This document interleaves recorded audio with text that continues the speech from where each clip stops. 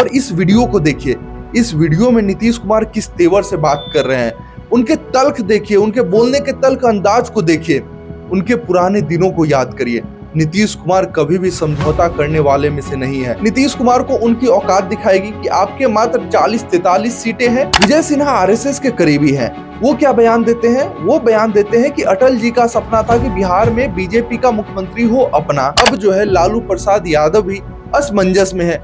उनको भी सत्ता में आना है, उनको भी अपने बेटे को आगे बढ़ाना है, अपनी पार्टी को आगे बढ़ाना है। तो इन दोनों में मामला फंसने का कोई बात ही नहीं है, क्योंकि लालू प्रसाद यादव और नीतीश कुमार मिलते हैं तो संभवतः दोनों जो है बराबर सीटों पर समझौता कर ले। नीतीश कुमार अपने एक एक शब्दों से तमाम भाजपाइयों का सीना छलनी कर रहे हैं। ये साजिश बीजेपी रच रही है।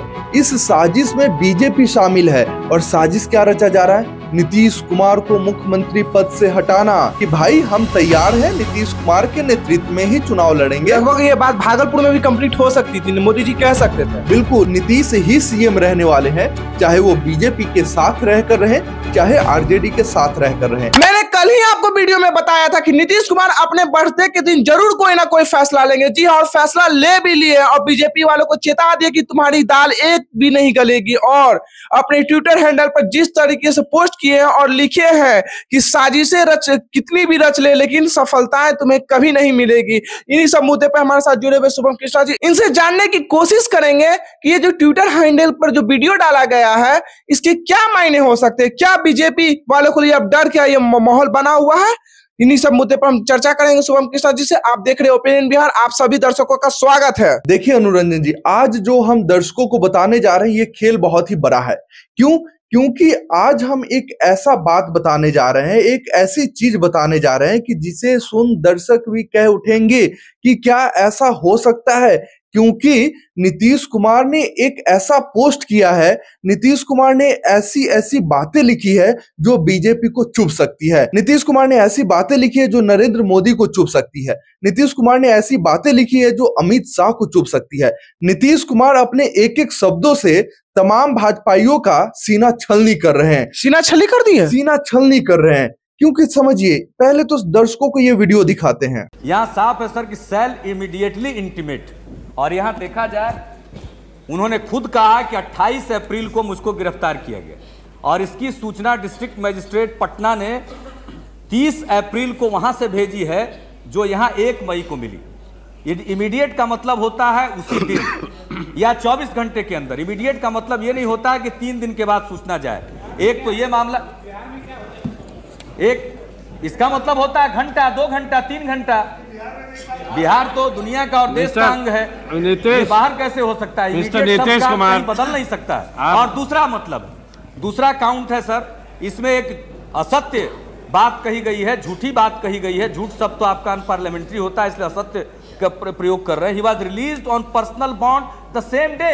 मैंने कोई पर्सनल बॉन्ड नहीं दिया और किसी का कोई पर्सनल बॉन्ड नहीं हुआ। और यह बात सही है कि मेरी तरफ से कोई दूसरा तो पर्सनल बॉन्ड नहीं दे सकता। मैंने कोई पर्सनल बॉन्ड नहीं दिया। घटना ये थी सभापति महोदय कि हम सब लोग, जो सीबीआई ने घोषणा की चारा घोटाले के मामले में कि हम चार्जशीट करेंगे, और उस सिलसिले में हम लोग एक जुलूस निकाल करके सड़कों पर निकले पटना में 28 को।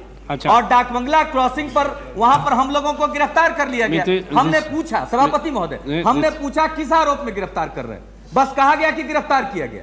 और गिरफ्तार करके वहां से 2 फरलांग की दूरी पर, 1 मिनट में मैं बात समाप्त करता हूं, 2 फरलांग की दूरी पर कोतवाली थाने में रखा गया। वहां हमने कहा क्यों रखा है? 2.5 घंटे के बाद जब हम लोग कहे कि जब कोई कारण ही नहीं है तो हम लोग बाहर निकलते हैं, तो वहां के दूसरे जो अधिकारी मौजूद थे थाने के, हाथ जोड़कर हम लोगों के सामने खड़ा हो गए कि हम लोगों की नौकरी का सवाल है। अभी डिस्ट्रिक्ट मजिस्ट्रेट ने कहा है कि आधे घंटे और रोक करके रखो। तो हमने देखा ये छोटा अधिकारी है, हम लोग रुक गए कि ठीक है, जब ये आदमी कह रहा है तो इसकी नौकरी ना चली जाए। हम लोग रुके। आधे घंटे के बाद उसने कहा कि आप सब लोग रिहा हैं, और थाने से निकल करके हम लोग अपने अपने घर गए। यहां आकर के हमने बुलेटिन में देखा कि ये पर्सनल बॉन्ड पर छोड़ा गया। कहां है वो पर्सनल बॉन्ड? ये इंटेंशन मैलिशियस है, ये हमको डिफेम करने के लिए है। एक तो ये तो गलत सूचना दी गई, गुमराह किया गया। और सभापति महोदय, ये साफ है कॉल एंड स्ट्रक्चर में। मैं अपनी बात समाप्त करने के पहले चाहता हूं, you need not go into the details. I am telling you, minister of home affairs has already been requested on 6/5/97 to furnish comments, and therefore you need not go further. Ministry of home affairs का कोई सवाल नहीं है Officially. सभापति महोदय, एक चीज सिर्फ सुन लिया जाए। यहाँ सीधे है, ये 4th एडिशन है कॉल एंड सकदर का, पेज 246 में साफ कहता है, प्रेजेंटिंग फॉल्स, फोर्ज और fabricated documents to the house और its committees, it is a breach of privilege and contempt of house to present false, forged or fabricated document to either house or to a committee thereof with a view to receive them। ये साफ है, मैंने personal bond लिया नहीं, इसमें home ministry क्या comment देगी? और अगर मैंने पर्सनल बॉन्ड लिया है तो राइट देन एंड देयर मैं इस सभा की सदस्यता से त्याग पत्र देकर के चला जाऊंगा। इससे बढ़कर के कोई झूठ हो ही नहीं सकता। नहीं, ये सीधे मुझको डिफेम करने के लिए, मुझको जलील करने के लिए और हाउस को गुमराह करने के लिए ये बदमिजाज कुछ अधिकारी होते हैं। डिस्ट्रिक्ट मजिस्ट्रेट ने सूचना भेजी और 3 दिन के बाद सूचना भेजी। ये क्या, ये कंटेम्प्ट ऑफ हाउस है? इसलिए रूल्स के मुताबिक है, ये कास्ट आयरन केस है, ये प्रिविलेज का। इसलिए हम आपसे आग्रह करेंगे कि इस पर आगे की कार्रवाई। वीडियो तो आपने देख लिया, अब इसमें लिखा क्या हुआ गौर से पढ़िए, गौर से समझिए। जिन्होंने बिहार के स्वाभिमान और आत्मसम्मान से कभी समझौता नहीं किया, उस नीतीश कुमार का अपयश करने की कितनी भी साजिशें रच लो, कभी सफल नहीं हो पाओगे। ये पोस्ट जेडीयू ने किया है अपने आधिकारिक ट्विटर अकाउंट से, और इस खेल का मतलब समझिए कि साजिश कौन रच रहा है। आपको पता होगा, दर्शकों को भी पता होगा, ये साजिश बीजेपी रच रही है। इस साजिश में बीजेपी शामिल है, और साजिश क्या रचा जा रहा है? नीतीश कुमार को मुख्यमंत्री पद से हटाना और नीतीश कुमार की पार्टी यानी कि जेडीयू को सीटें बहुत ही कम देना। अब इसके मायने ये है कि नीतीश कुमार को खत्म करने की साजिश बीजेपी रच रही है, और नीतीश कुमार के ट्विटर हैंडल से कहिए कि उनके पार्टी के ट्विटर हैंडल से ये पोस्ट आता है। और इस वीडियो को देखिए, इस वीडियो में नीतीश कुमार किस तेवर से बात कर रहे हैं, उनके तल्ख देखिए, उनके बोलने के तल्ख अंदाज को देखिए, उनके पुराने दिनों को याद करिए। नीतीश कुमार कभी भी समझौता करने वाले में से नहीं है। उस टाइम, उस दौरान वो इस्तीफा देने को तैयार थे, और कई बार आपको याद होगा कि जब बात उनके इज्जत, उनके स्वाभिमान, उनके आत्मसम्मान पर आती है तो नीतीश कुमार इस्तीफा देने से नहीं चूकते हैं। तो अब जो है वही समय आ चुका है। उनका जन्मदिन था कल, और जन्मदिन के अवसर पर यह पोस्ट, साथ ही एक फोटो दिखाते हैं जिसमें एक केक काटा जा रहा है। उसमें लिखा जा रहा है 25 से 30 फिर से नीतीश, यानी कि 25 से 30 फिर से नीतीश। दूसरा कोई भी चेहरा नीतीश कुमार नहीं देखना चाहते हैं। नीतीश कुमार की पार्टी समझौता नहीं करना चाहती है। बीजेपी कितना भी चाह ले कि हम आ जाएं, हम ये कर ले, हम वो कर ले, लेकिन नीतीश कुमार ने अपनी तैयारी पूरी कर ली है। और साथ ही आपको बता दे, आपने परसों का स्टेटमेंट सुना होगा, दिलीप जायसवाल ने क्या कहा। दिलीप जायसवाल कहते हैं कि भाई नेतृत्व नीतीश कुमार का होगा, नीतीश कुमार के नेतृत्व में चुनाव तो लड़ेंगे। पहले भी आपने वीडियो में बताया भी था। बिल्कुल, नीतीश कुमार के नेतृत्व में चुनाव तो लड़ेंगे, लेकिन मुख्यमंत्री का चेहरा कौन होगा ये नहीं पता। दूसरा बयान विजय सिन्हा का, बिहार के उप मुख्यमंत्री हैं और मोदी शाह के करीबी हैं। विजय सिन्हा आरएसएस के करीबी हैं।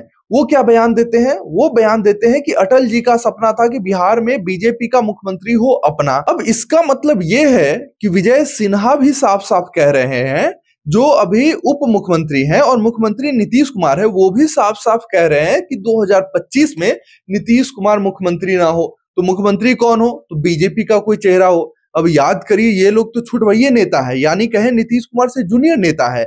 अमित शाह के बयान को कोट करते हैं। वो क्या बोलते हैं कि ये हमारा पार्लियामेंट्री बोर्ड तय करेगा कि मुख्यमंत्री कौन होगा, यानी कि यह स्पष्ट है कि मुख्यमंत्री नीतीश कुमार को बनाने के पक्ष में नहीं है बीजेपी।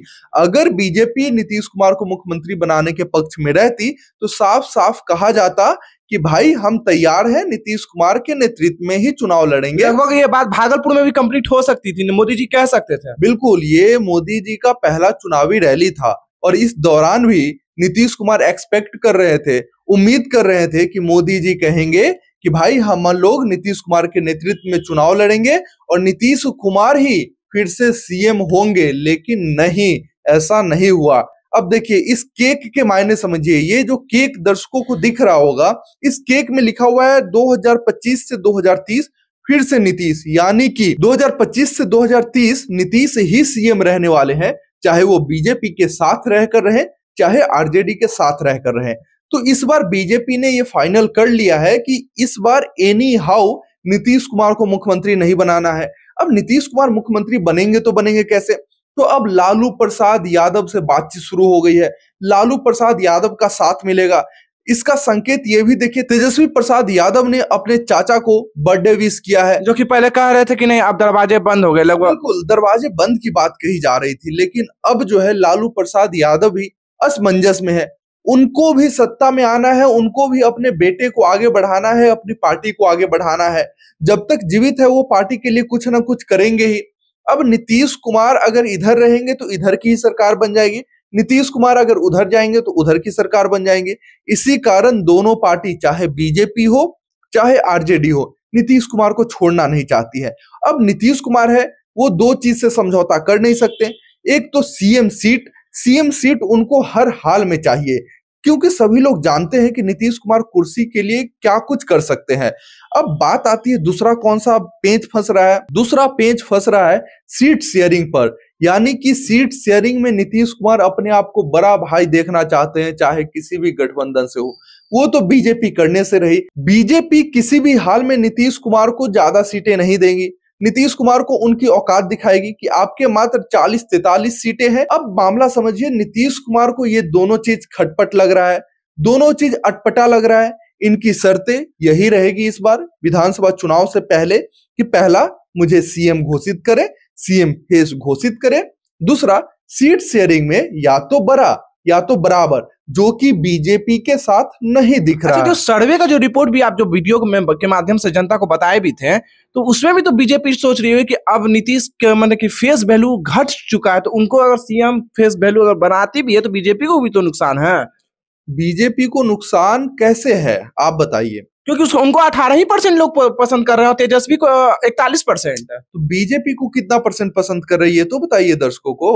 वो तो 50% के लगभग की जो कि नकार रही है बीजेपी को। बीजेपी के सीएम चेहरे कौन है आज के डेट में? विजय सिन्हा, सम्राट चौधरी। और सम्राट चौधरी को कितने लोग पसंद कर रहे हैं? 8% के आसपास। तो 8% कर रहे हैं, और नीतीश कुमार को 14% कर रहे हैं। सम्राट चौधरी से तो ज्यादा कर रहे हैं, बीजेपी से तो ज्यादा कर रहे हैं, जबकि चिराग से तो सबसे ज्यादा कर रहे हैं। मैंने चिराग तो और लोवेस्ट में है। बीजेपी जो भ्रम में थी कि नीतीश कुमार हटते हैं तो हम चिराग को लेकर बिहार घूम लेंगे, तो वो तो सर्वे में दिख गया। चिराग पासवान को तो मात्र 4% लोग ही चाह रहे हैं कि सीएम बने। अच्छा, सर्वे का जो रिपोर्ट लिख रहा, तो अब ऐसा नहीं हुआ कि बीजेपी वाले जो चिराग पासवान को भी कम सीट दे विधानसभा में?